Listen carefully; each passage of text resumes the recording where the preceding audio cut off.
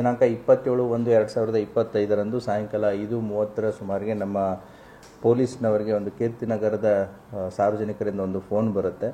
ಮುರ್ತುಜಾ ಖಾದ್ರಿ ದರ್ಗಾದ ಬಳಿ ಕಬ್ರಸ್ತಾನ್ ಇದೆ. ಆ ಕಬ್ರಸ್ತಾನದಲ್ಲಿ ಯಾರೋ ಇಬ್ಬರು ಆರೋಪಿತರು ಒಂದು ಶವವನ್ನು ಕದ್ದು ಮುಚ್ಚಿ ಹೂಳ್ತಾ ಇದ್ದಾರೆ ಅನ್ನುವಂಥ ಒಂದು ಮಾಹಿತಿ ಬರುತ್ತೆ.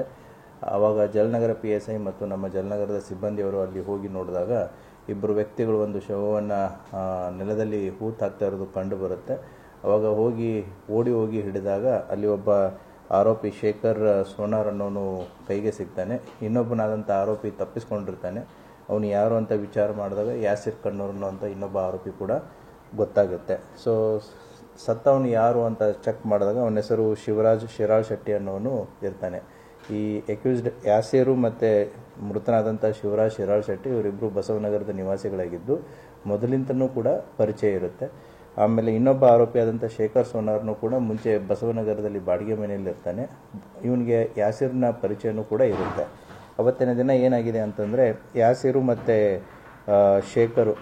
ಯಾಸೀರು ಮತ್ತು ಮೃತನಾದಂಥ ಶಿವರಾಜ್ ಶಿರಾಳ್ ಶೆಟ್ಟಿ ಸಿಂದಗಿ ಕ್ರಾಸಲ್ಲಿರುವಂಥ ಒಂದು ವೈನ್ ಶಾಪಲ್ಲಿ ಡ್ರಿಂಕ್ಸನ್ನು ಪರ್ಚೇಸ್ ಮಾಡಿ ಈ ದರ್ಗಾದ ಹತ್ರ ಏನು ಕಬ್ರಸ್ತಾನ್ ಇದೆ ಅಲ್ಲಿ ಬಂದು ಕುಡಿತಾ ಕೂತಿರ್ತಾರೆ. ಅದೇ ಸ್ಥಳದಲ್ಲಿ ಇನ್ನೊಬ್ಬ ಆರೋಪಿಯಾದಂಥ ಶೇಖರ್ ಸೋನಾರ್ನು ಅಲ್ಲೇ ಇರ್ತಾನೆ. ಇವರಿಬ್ಬರು ಕುಡಿತಾ ಇವರಿಬ್ಬರ ಮಧ್ಯೆ ಮಾತಿಗೆ ಮಾತು ಬೆಳೆದು ಒಬ್ರಿಗೊಬ್ಬರು ಬೈಕೊಳ್ಳೋದನ್ನು ಸ್ಟಾರ್ಟ್ ಮಾಡ್ತಾರೆ. ಆವಾಗ ಯಾಸೀರ್ ಕಣ್ಣೂರು ಈಗೇನು ಮೃತನಾದಂತಹ ಶಿವರಾಜ್ ಶಿರಾಳ್ ಶೆಟ್ಟಿಗಿದ್ದಾನೆ ಅಲ್ಲಿದ್ದಂಥ ಚಪ್ಪಡಿ ಕಲ್ಲಿನಿಂದ ಮೊದಲು ತಲೆಗೆ ಹೊಡಿತಾನೆ. ಸೊ ತದನಂತರ ಇನ್ನೊಂದು ಕಲ್ಲಿನಿಂದ ಆತನನ್ನು ಜಜ್ಜಿ ಕೊಲೆ ಮಾಡ್ತಾನೆ.